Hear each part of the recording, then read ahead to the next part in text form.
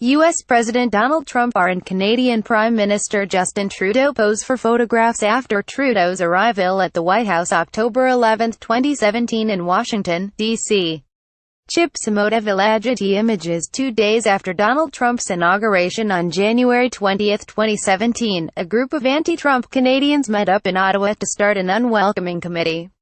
The meeting was a first step in organizing a protest to Trump's inevitable visit to Canada. While the exact details of Trump's visit are still unknown, Canada is typically the first international trip of a newly inaugurated U.S. president, the group wrote on its website. But we're not waiting for specifics. Only Trump didn't come to Canada in 2017 as the anti-Trump group had anticipated. Instead, Trump opted to travel first to Saudi Arabia.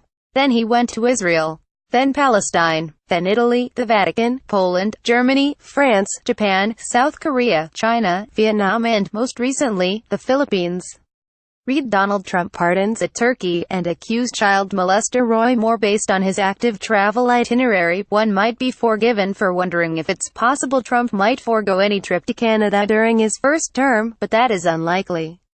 Unless something really crazy happens with Trump, he's scheduled to arrive in June, says Sergeant Vucetic, an associate professor at University of Ottawa's Graduate School of Public and International Affairs.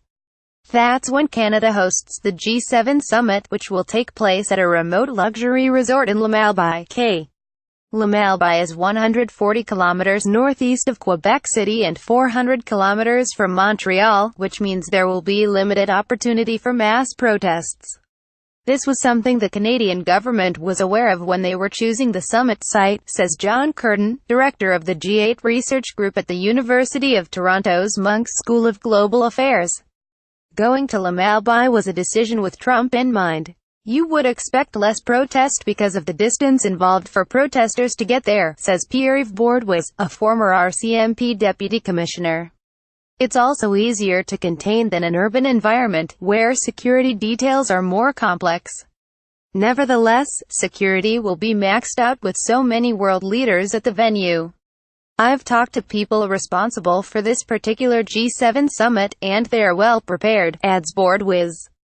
When Canada hosted the G8 summit in Kananaskis, Alta, in 2002, the security tab was reportedly in the $200 million range, covering, among other things, 30 missiles that were used in training exercises to test Canada's ground-based air defense systems prior to the event.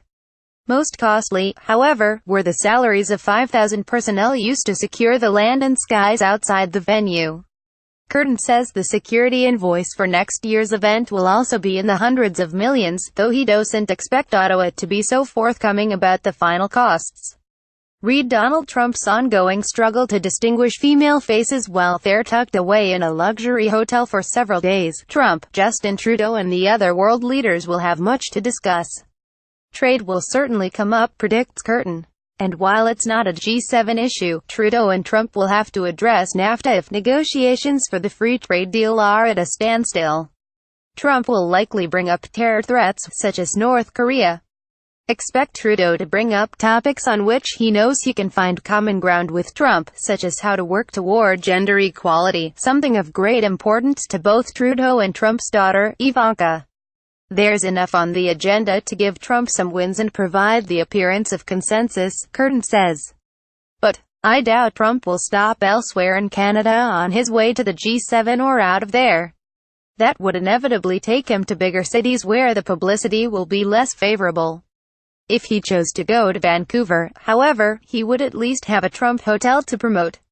In short, don't expect Trump to be wandering around Ottawa's Byward Market, meeting Canadians and buying cookies like Barack Obama did in 2009. Though should Trump insist on stepping outside the barriers and doing at least one Canadian thing for the cameras, Lamalbaie has a Tim Hortons. More about Donald Trump.